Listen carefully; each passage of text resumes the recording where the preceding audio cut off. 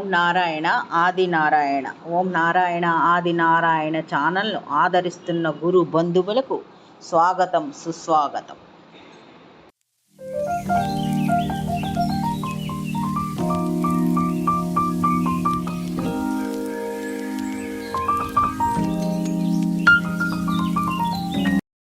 ఓం నారాయణ ఆది నారాయణ. ఓం శ్రీ భగవాన్ వెంకయ్య స్వామి. నేను ఆశ్రిత జన రక్షకుడు, ఉద్యన జన బాంధవుడు శ్రీ భగవాన్ వెంకయ్య స్వామి వారి పాద పద్మములకు నా ప్రణామం. సమస్త సగుణ రూప నిర్గుణ రూప గురుదేవుల పాద పద్మములకు నా నమస్సుమాంజలి. అవధూత శ్రీ భగవాన్ వెంకయ్య స్వామి వారి అనుగ్రహంతో, సమస్త గురుదేవుల ఆశీస్సులతో శ్రీ మొగల్చెర్ల దత్తాత్రేయ స్వామి వారి లీలా వైభవం. ఓం శ్రీ గణేశ నమః. ఓం శ్రీ సరస్వతి నమః. ఓం శ్రీ గురుభ్యో నమః. ఓం నారాయణ ఆది నారాయణ. ఒకసారి శ్రీ మొగల్చెర్ల దత్తాత్రేయ స్వామి వారి మందిరానికి ఒక దంపతులు వచ్చారు. వారు స్వామివారిని 3 నెలల నుంచి దర్శించుకుంటున్నారు. ప్రతి శని ఆదివారాలు అక్కడే ఉంటారు. పల్లకీ సేవలో పాల్గొంటారు. స్వామివారి చరిత్ర కూడా 11 సార్లు పారాయణ చేశారు. వీరు గత 3 నెలలుగా స్వామివారిని వచ్చి దర్శించుకుంటూ ఉంటారు. వారికి ఉన్న సమస్య ఏమిటంటే అప్పుల బాధ. ఆ అప్పుల బాధ ఏంటంటే వారికి రావాల్సిన బాకీలు వసూలు కాలేదు. ఇంకా అది కాకుండా వీరు తీర్చాల్సిన వాళ్ళ దగ్గర నుంచి కూడా ఒత్తిడి ఎక్కువై మానసిక ప్రశాంతత వాళ్ళు కోల్పోయారు.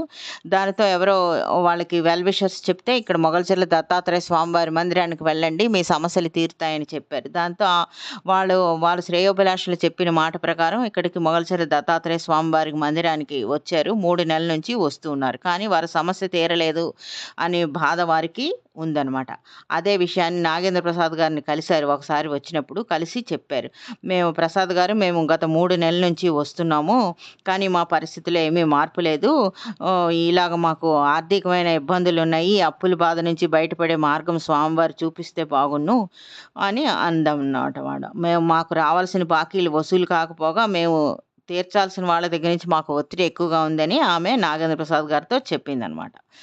అప్పుడు ఈయన నాగేంద్ర ప్రసాద్ గారు అడిగారు, మీరు మొదట వచ్చినప్పటికీ ఇప్పటికీ ఏమైనా మీలో మార్పు ఉందా అంటే, మొదట వచ్చినప్పుడు బాగా మేము నిరాశగా ఉండేవాళ్ళం. ఇప్పుడు మాకు ఈ 3 నెలల కాలంలో స్వామివారు మాకు ఏదో దారి చూపిస్తారని ఆశతో ఉన్నాము. కాకపోతే అది ఇంకా నెరవేరలేదని బాధ మాకు ఎక్కువగా ఉంది అని ఆమె అందనమాట. అప్పుడు నాగేంద్ర ప్రసాద్ గారు ఇలా అన్నారు, అమ్మ మేము చెప్పగలిగేది ఒకటే, మనస వాచ కర్మన శ్రీ మొగల్చెర్ల దత్తాత్రేయ స్వామివారిని భక్తి విశ్వాసాలతో కొలవండి, మీకు పరిష్కారం చూపుతారు స్వామివారు అని చెప్పారు నాగేంద్ర ప్రసాద్ గారు వారితో. వారు తల ఊపి వెళ్ళిపోయారు. ఆ మరుసటి రోజు సాయంత్రము వారు ఊరు వెళ్ళిపోతూ, అంటే వారు మందిరంలోనే మండపంలోనే పడుకుంటూ ఉండేవారు. ఆ మరుసటి రోజు వెళ్ళిపోయేటప్పుడు అతను వాళ్ళేమో ప్రసాద్ గారిని కలిసి ఇలా చెప్పారనమాట, నిన్న రాత్రి మండపంలో నిద్ర చేశాం కదా, స్వామివారు మాకు ఇంకొక 11 వారాలు రమ్మనమని స్వామివారు చెప్పినట్టుగా కల వచ్చింది. నేను భ్రమపడ్డానేమో అనుకున్నాను, కానీ మా ఆవిడ మాత్రం ఆ స్వామివారి ఆజ్ఞ, అలాగే 11 వారాలు వద్దామని గట్టిగా చెప్తుంది. మేము కూడా 11 వారాలు రావడానికి మేము నిర్ణయం తీసుకున్నాము. వెళ్ళొస్తాం ప్రసాద్ గారు, మళ్ళీ వచ్చే వారం కలుస్తామని చెప్పి వాళ్ళు వెళ్ళిపోయారు.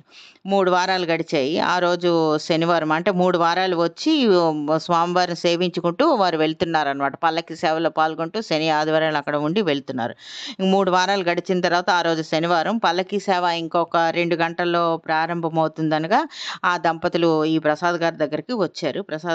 ఇలా చెప్పారన్న, ప్రసాద్ గారు ఇంటి దగ్గర నుంచి మా అబ్బాయి ఫోన్ చేశాడు, మమ్మల్ని ఉన్నపళంగా రమ్మన్నాడు, దయచేసి మా పేర్లతో ఈరోజు పల్లకీ సేవకు అర్చన చేయించండి, స్వామివారికి క్షమాపణ చెప్పుకుంటాము అని వాళ్ళ గోత్రనామాలు ప్రసాద్ గారికి ఇచ్చారు. వారి పేరుని అర్చన చేయించమని చెప్పారు. అని హడావుడిగా వాళ్ళు వెళ్ళిపోయారు అనమాట. ఆ తర్వాత ఒక వారం గడిచిన తర్వాత వాళ్ళు వచ్చారు, భార్యాభర్తలు ఇద్దరు. వాళ్ళ ముఖాల్లో మొన్నటి నిరాశ లేదు, ఆశగా ఉన్నారు. ఆ ఆశతోటి ఆనందంగా కనిపిస్తున్నారనమాట. ఈయన ప్రసాద్ గారి దగ్గరికి వచ్చి ఇలా చెప్పారు, మా పొలానికి బేరం వచ్చిందండి, అడ్వాన్స్ ఇచ్చారు, అగ్రిమెంట్ కూడా చేశాము, మరో 2 నెలల్లో పూర్తి డబ్బు ఇస్తారు. ఆ డబ్బు చేతికి వస్తే మా అప్పుల్లో 3 వంతులు తీరిపోతాయి. స్వామివారు చెప్పిన గడువు 11 వారాల్లో మా సమస్య 3 వంతులు తీరిపోతుంది అని చెప్పారనమాట. ఆ రోజు ఏదో తొందరపడి స్వామివారు తీర్చలేదని మేము మాట్లాడాము, మాకు కానీ ఫలితం కనబడింది అని కళ్ళ నీళ్లు పెట్టుకుంటూ నాగేంద్ర ప్రసాద్ గారితో చెప్పారు. ఆ తర్వాత అనుకున్న విధంగానే 11 వారాలు స్వామివారి దగ్గరకు వచ్చి సేవించుకొని రాత్రికి మండపంలో నిద్ర చేసి తెల్లవారు స్వామివారి సమాధి దర్శనం చేసుకొని వెళ్తూ ఉండేవారు. అంటే 11 వారాలు ముగిసేటప్పటికి ఆ దంపతుల ఆర్థిక సమస్యలు దాదాపు పూర్తిగా తీరిపోయాయి.